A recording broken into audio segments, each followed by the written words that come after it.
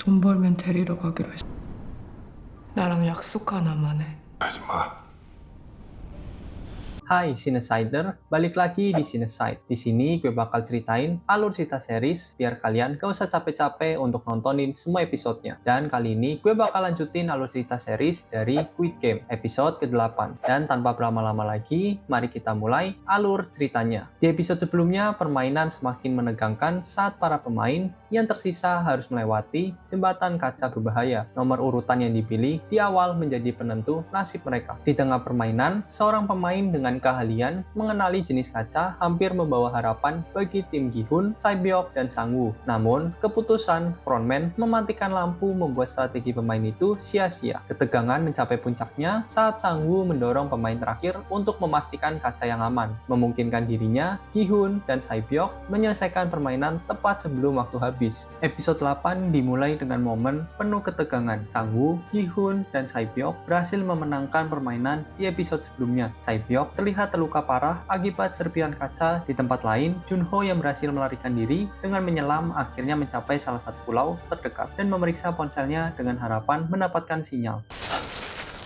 Kembali ke tempat permainan, di sisi lain, Gi-hun yang masih terpukul oleh tindakan Sang-woo mulai menghampirinya. Ia mempertanyakan alasan Sang-woo mendorong pemain lain. Sang-woo dengan nada dingin membela tindakannya. Ia menyatakan bahwa di tempat seperti ini, maka saling membunuh adalah satu-satunya jalan. Gi-hun yang merasa tidak setuju dengan pemikiran itu, menantang Sang-woo dengan bertanya apakah ia juga akan mendorong Gi-hun jika posisinya berada di depannya. Sang-woo tidak memberikan jawaban langsung. Di tengah ketegangan antara Gi-hun dan Sang-woo, para petugas datang membawa sesuatu yang tampak seperti hadiah untuk mereka. Sementara itu, Sae-byeok yang terluka terlihat berusaha keras untuk tetap bertahan. Ia mengenakan pakaian yang diberikan oleh para petugas.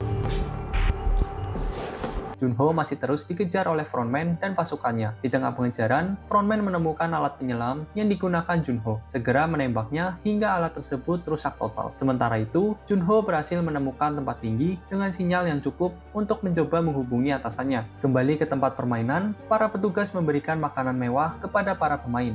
Gi-hun, Sang-woo, dan Sae-byeok duduk bersama di meja makan. Mereka mulai makan dengan lahap, tetapi suasana di antara mereka penuh ketegangan.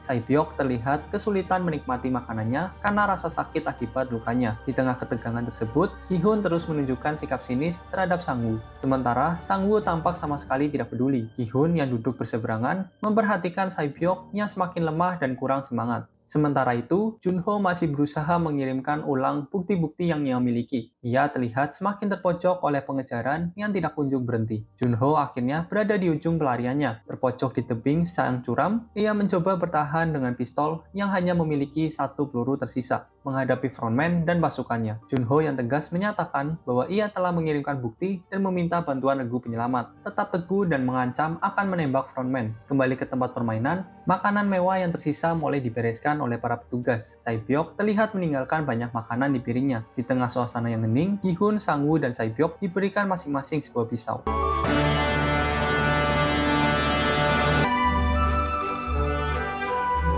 Frontman dengan suara tegas meminta Junho, tetapi Junho menolak mentah-mentah dan menembak frontman. Dalam momen yang penuh kebingungan, kemudian terungkaplah identitas asli frontman. Ia adalah In-ho, kakak Junho yang selama ini ia cari. Dengan suara lirih, In-ho meminta Junho untuk mengerti situasi dan ikut bersamanya. Tetapi Junho menolak. Tidak ada pilihan lain, In-ho akhirnya menembak Junho.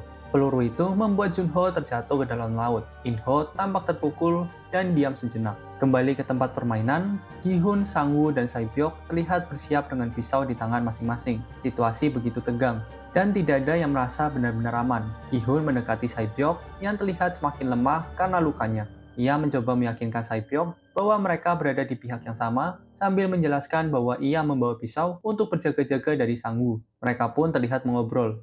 Mereka mulai berbagi mimpi dan alasan mereka bertahan di permainan ini. Gi-hun menceritakan kasih sayangnya kepada ibunya dan anaknya, sementara Sae-byeok mengungkapkan rasa rindunya kepada adiknya yang berada di panti asuhan. Sae-byeok dengan suara yang semakin lemah meminta Gi-hun untuk berjanji menjaga adiknya jika ia tidak selamat. Namun, Gi-hun enggan memberikan janji itu. 내 동생이랑 동갑인데 돈 벌면 데리러 가기로 했어. 나랑 약속 하나만 해. 하지 마. 아저씨든 나든 Karena ia fokus pada Sang-woo yang sedang tertidur, Gi-hun mendekati Sang-woo dengan niat untuk membunuhnya, tapi Sae-byok menghentikannya. Dengan lirih, ia berkata bahwa Gi-hun bukanlah orang seperti itu. Sae-byok mulai menunjukkan tanda-tanda semakin parah akibat lukanya. Gi-hun yang panik langsung berlari untuk meminta pertolongan. 사람이 죽어가요. 정신 이러면 안 돼. 너 잠깐만 이러고 있어. Pintu akhirnya terbuka dan para petugas masuk ke ruangan. Namun bukannya membawa bantuan medis, para petugas justru membawa peti mati. Gi-hun pun berbalik dan melihat Sae-byok yang terbaring tak berdaya. Sang-woo yang telah membunuh Sae-byok. Dipenuhi amarah, Gi-hun pun coba menyerang Sang-woo. Tetapi para petugas segera menahannya. Ia hanya bisa melihat tubuh Sae-byok yang dimasukkan ke dalam peti mati, lalu dibawa pergi.